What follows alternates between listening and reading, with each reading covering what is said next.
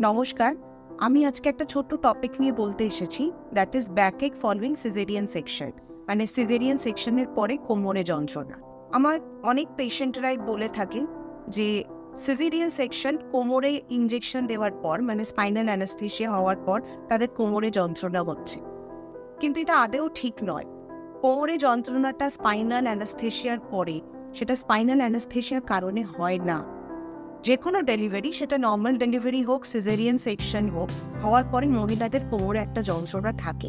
কিন্তু যাদের caesarean section হচ্ছে স্পাইনাল অ্যানাস্থেসিয়া দিয়ে, মানে কোমরে ইনজেকশন দিয়ে, তারা ওটা মনে রেখে দেন যে স্পাইনাল অ্যানাস্থেসিয়ার জন্য কোমরে ব্যথা হচ্ছে। এটা আদৌ ঠিক না। কোমরে ব্যথাটা হচ্ছে ক্যালসিয়াম আর D3-র অভাবে। শরীরে এই টাইমে ক্যালসিয়াম আর D3-র ডিম্যান্ড অনেক বেশি থাকে।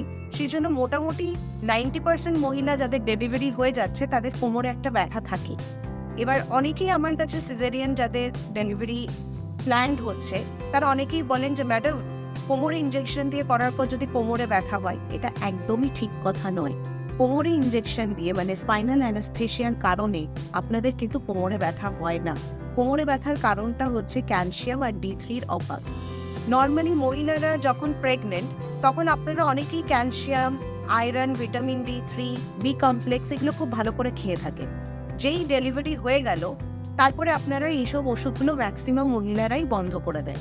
কিন্তু কথা হচ্ছে, আপনার প্রেগনেন্ট অবস্থায় শরীরে যতটা ক্যালোরি দরকার ছিল, তার থেকে অনেক বেশি ক্যালোরি আফটার ডেলিভারি দরকার ডিউরিং ব্রেস্ট ফিডিং।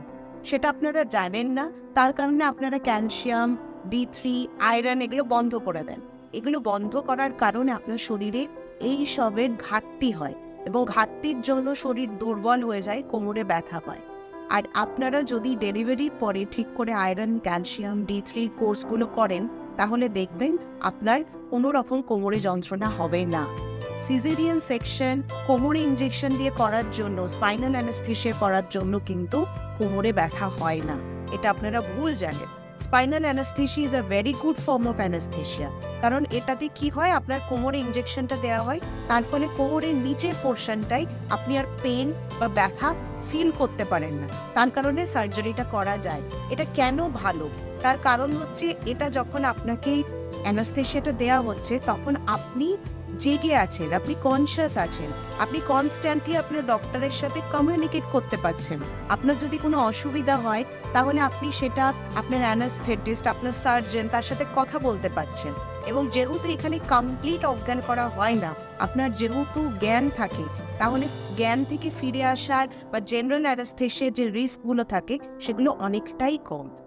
তাহলে এই ভিডিও থ্রু আমি আপনাকে এটা বলতে চাইছি যে স্পাইনাল অ্যানাস্থেসিয়া, মানে কোমরে ইনজেকশন দিয়ে অজ্ঞান করার জন্য কিন্তু কোমরে ব্যথা হয় না।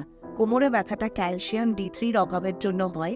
সেটা প্রপার কোর্স করলে আপনাদের এই কোমরের ব্যথাটা কিন্তু অনেকটাই কম থাকে। সুস্থ থাকুন, ভালো থাকুন। Thank you.